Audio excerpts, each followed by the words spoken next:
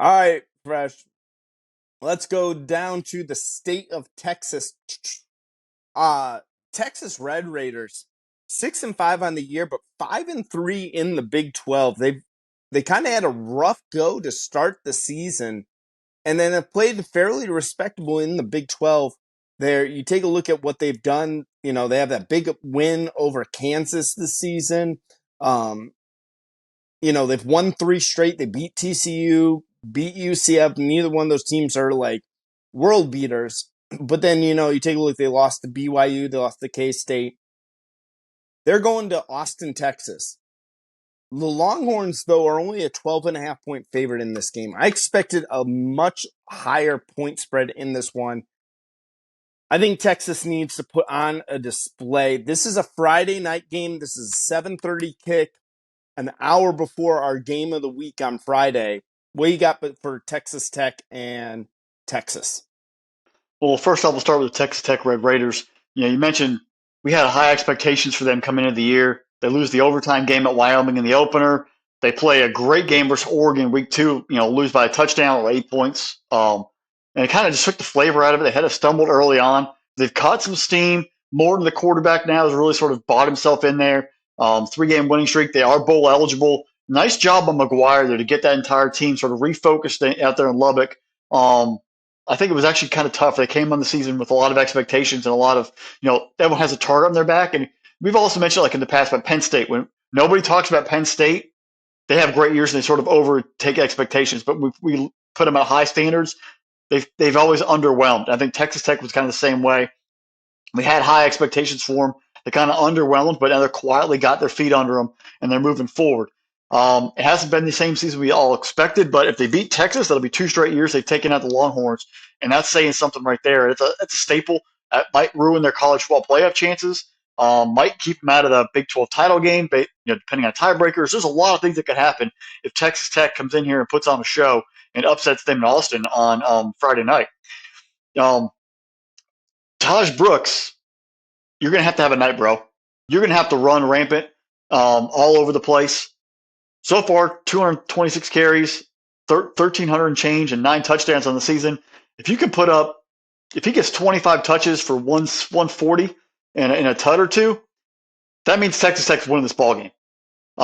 You got to get the ball in his hands, whether it's through the passing game, ground game. You've got to use him. You've got to dominate the line of scrimmage, because the way Texas is winning football games right now is they're dominating the line of scrimmage. You've got to take it to them if you're Texas Tech. You've got to punish them at the line of scrimmage, run the football down their throat, get them off the field, wear them out, and make them quit in the second half. They don't have Jonathan Brooks over there. They're starting to put that running back room together. They don't have the stud Jonathan Brooks on the other side to really punish you. Ewers still come back from the injury. I think he's finally getting himself back in the groove. They have great receivers. They have great playmakers at tight end. They have a big offensive line. Their running game for Texas is in there. So if you have the running game, you keep that offense on the sideline.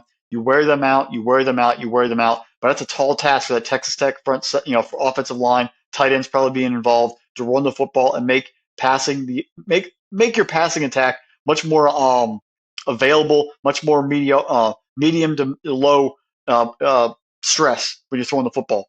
5-6 yard passes I'm okay with. Do not get yourself in third and long. Do not get yourself in second and long. That's where Texas' defensive line is going to get after the pass rush and come get you. I mentioned this a couple weeks ago. I think this is a different Texas team. In the past, they would always find ways to lose these games. They wouldn't have the fortitude. They wouldn't have the toughness, the mental capacity to play the full 4 quarters against teams that they should be beating. They would always show up for a big game, but in these other games, they would somehow kind of trip and fall, stumble over themselves, and they wouldn't meet that expectation. I think this Texas team is different. I think they own the line of scrimmage. They've recruited better, and that's going to pay a big dividend on Friday night in Austin. How will Quinn Ewers continue to layer? He already said he's coming back next year. How will he continue to develop this passing attack? Because if you do make the playoff, you're going to have to throw the ball, whether it's Michigan, Ohio State, Alabama, Georgia, Florida State, Oregon, Washington, whoever. If you make the playoff, you're going to have to throw the football to win, Texas. I want to see this passing game really develop, because we haven't seen as much, I think, we wanted to see, where the talent receivers there, Worthy, Mitchell, the tight end game, blowing it up and really just going all and airing it out. I want to see a little more of that from that offense to really explode, especially with the lack of a stud running back there and Brooks not being able to play. How do you blow up this passing game? Because your defense is not beyond outworldly elite. It's good. It's pretty good, but it's not going to be 10 points or less. You're going to have to score points in a playoff game. Where's this passing game at? I think this is your last chance to get it fine tuned before you play in the Big 12 title game if you're so fortunate for that opportunity. A little side note, with Ewers coming back, this is Arch Manning's last game on the sideline. Does he play next week in the bowl game? But is he basically on the exit plan to get out? Because if that's going to be 2 years in Austin, when are you going to wait around when you have NIL and a transfer portal, chance to start, get yourself ready to league? This is a big decision coming down the way. If Ewers, with that decision to come back, means that Sark wants him back. And that means he obviously will have an opportunity to start and go get and build off his game. Where does Manning go? Does he stick around? Does he leave?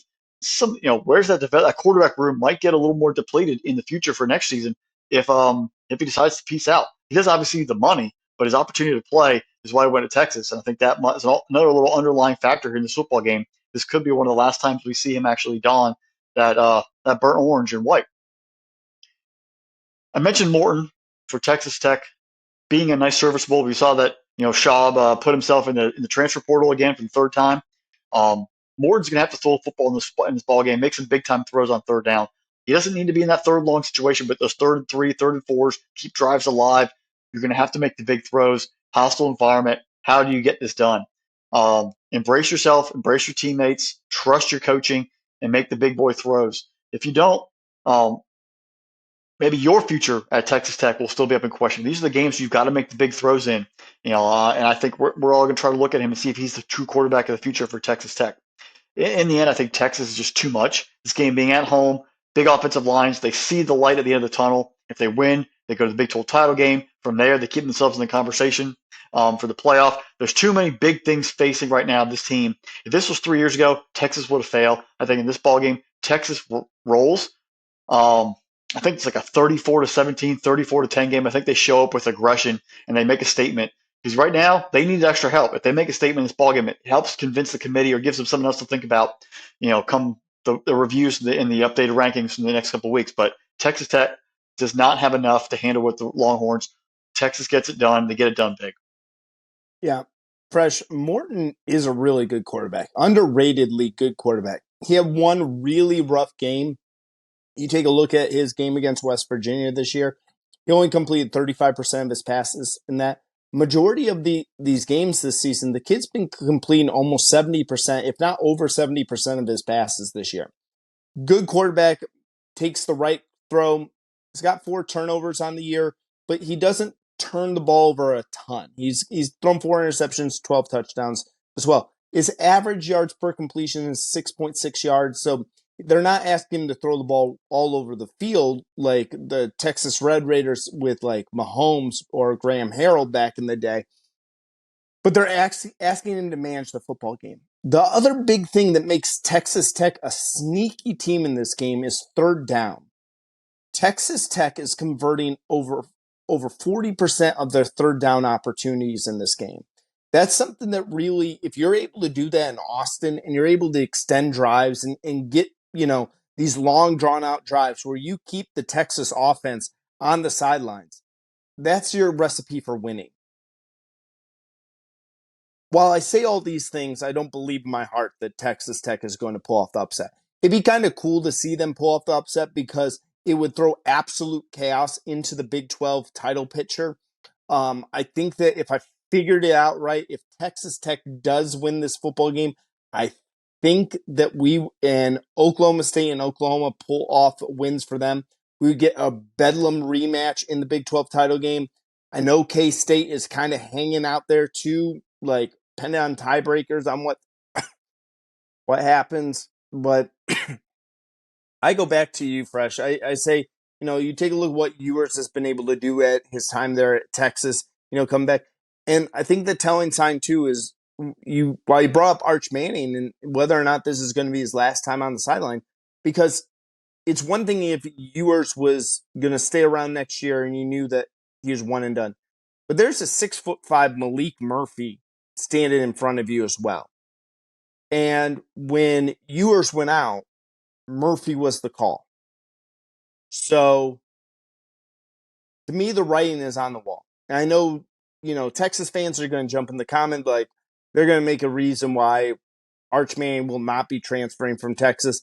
And I'm sure that a Texas booster or an NIL collective will find millions of dollars why Arch Manning should love staying in Austin, Texas. But I don't think that matters to him. I think another kid maybe that could play an impact, but I honestly think Arch Manning winds up in a different program next year.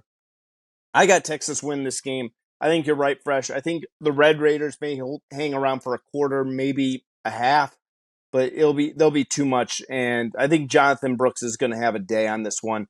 I think he's going to cross 150 yards, maybe 200 yards rushing in this game.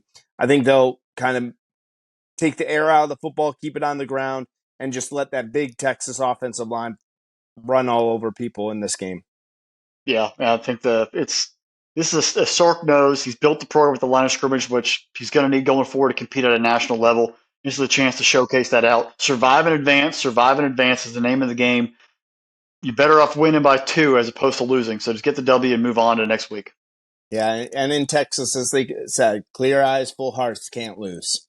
So if we're going to quote things all day and every single one that we go in through this, figured I might as well quote some Friday Night Lights for you.